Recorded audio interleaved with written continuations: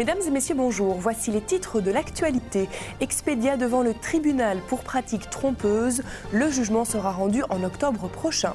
Selon un rapport de l'Agence européenne de la sécurité aérienne, aucun accident mortel de compagnie européenne n'est à déplorer en 2010.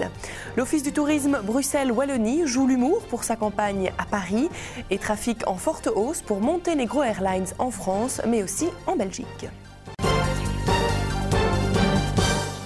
Madame, Monsieur, bonjour. Le tribunal de commerce de Paris a indiqué mercredi qu'il rendrait son jugement le 4 octobre dans l'affaire du groupe Expedia. Celui-ci est accusé de pratiques trompeuses via ses sites d'hôtellerie en ligne, notamment Expedia, Hotels.com et TripAdvisor. Mais le secrétaire d'État Frédéric Lefebvre avait apporté son soutien au syndicat hôtelier Sinorca dans sa plainte déposée il y a un an pour de nombreuses tromperies, elles-mêmes constatées par la DGCCRF. Le Sinorca déclare vouloir moraliser les pratiques de réservation en ligne de chambres d'hôtel dans l'intérêt des consommateurs et des hôteliers. Selon l'agence de répression des fraudes, les sites laissent croire aux internautes que certains hôtels sont complets alors que leur planning prouve le contraire, avant de renvoyer l'internaute vers un autre hôtel qui lui est un partenaire payant du site. D'autre part, certains sites annoncent également de fausses promotions en gonflant artificiellement le prix de départ alors qu'au final le consommateur paie le tarif normal. Expedia n'est pas le seul site de réservation hôtelière à être dans les visées de la justice pour des actes similaires. Grande première dans l'histoire de l'aviation européenne. Durant l'année 2010, aucune catastrophe mortelle ne s'est produite pour les compagnies européennes, a-t-on appris de l'Agence européenne de sécurité aérienne, l'AESA. Bien sûr, il y a eu des accidents, mais cela concernait des compagnies d'autres continents. En tout, 47 accidents mortels ont été recensés pour l'année dernière. En 2009, un seul accident, celui du Rio-Paris via Air France, avait fait 228 morts. Enfin, le rapport de l'AESA conclut en expliquant qu'entre 1998 et 2008, on enregistrait chaque année en moyenne 5 accidents mortels de compagnies européennes. Le résultat de l'année 2010 est d'autant plus louable. L'Office belge de tourisme Wallonie-Bruxelles a clôturé sa campagne de communication dans le métro parisien. Cette campagne présente la nouvelle identité visuelle et relaie le caractère propre à la Belgique, à savoir sympathique, décalé et prompte à l'autodérision. Les visuels décalés s'appuient sur des accroches humoristiques. On peut y lire en Wallonie, même la nature est pince sans rire, ou encore à Liège, même les gaufres ont la frite. Cela s'est fait en 2 fois, une première vague d'affichage générique portant sur Bruxelles et la Wallonie, puis une deuxième vague qui mettait en valeur les villes wallonnes de Tournai, Mons, Charleroi, Namur et Liège. La France est le deuxième marché émetteur après les Pays-Bas avec 1,2 million de nuitées. Les visiteurs proviennent essentiellement de la région parisienne pour 39% et des régions nord et est à 29%. La prochaine visée du tourisme wallon sera d'attirer davantage le public gai et de développer une image de destination capable de séduire ce public. Cette volonté est une décision du ministre chargé du développement touristique de la région Wallonie-Bruxelles en attirant un nouveau marché potentiel et prometteur. Ça bouge enfin dans le sud du pays. Montenegro Airlines, la compagnie aérienne du Monténégro, a le vent en poupe. Son trafic, qui s'est élevé à 630 000 passagers l'an dernier, progresse de 42% sur les 5 premiers mois de l'année, signe de la montée en puissance de la compagnie en France. La liaison entre Paris et Podgorica.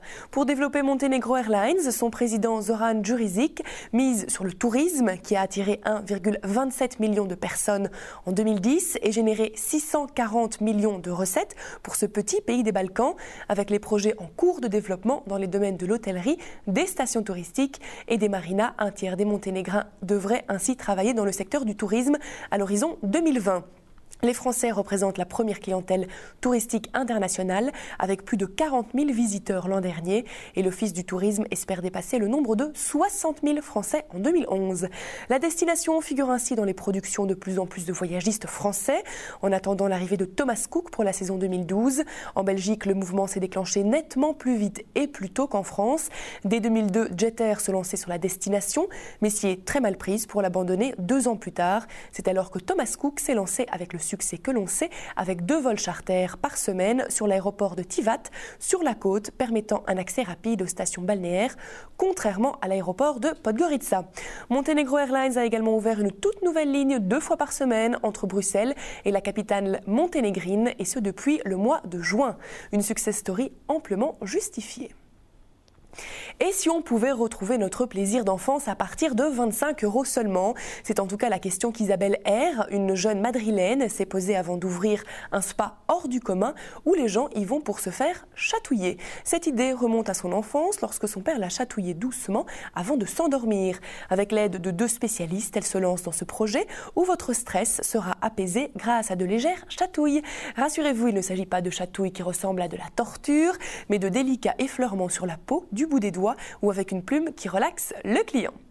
Ceci referme notre journal. Je vous remercie pour votre attention. Je vous rappelle notre site internet sur lequel vous retrouvez toutes les informations touristiques. Il s'agit du www.libertytv.com/tv.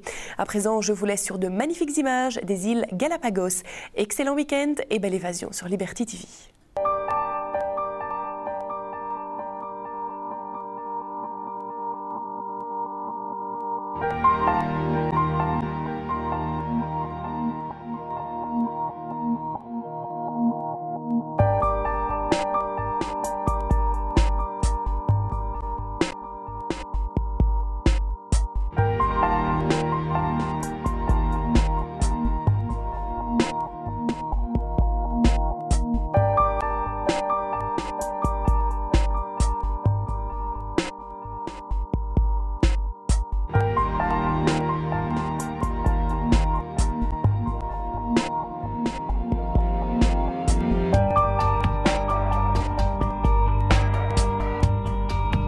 Notre mission à Liberty TV, c'est de vous faire voyager en toute sécurité.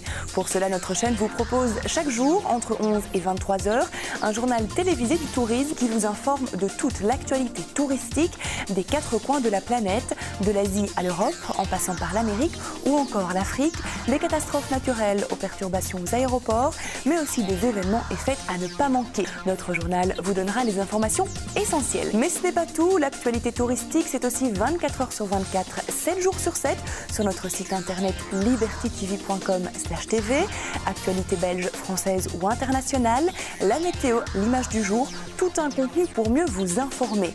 Les rendez-vous sont donc pris en télévision, c'est notre journal du tourisme chaque heure et chaque jour, entre 11 et 23 h, et sur internet, vous pouvez vous connecter 24 h sur 24, 7 jours sur 7 sur libertytv.com/tv. Ne l'oubliez pas, Liberty TV, c'est votre télé des vacances.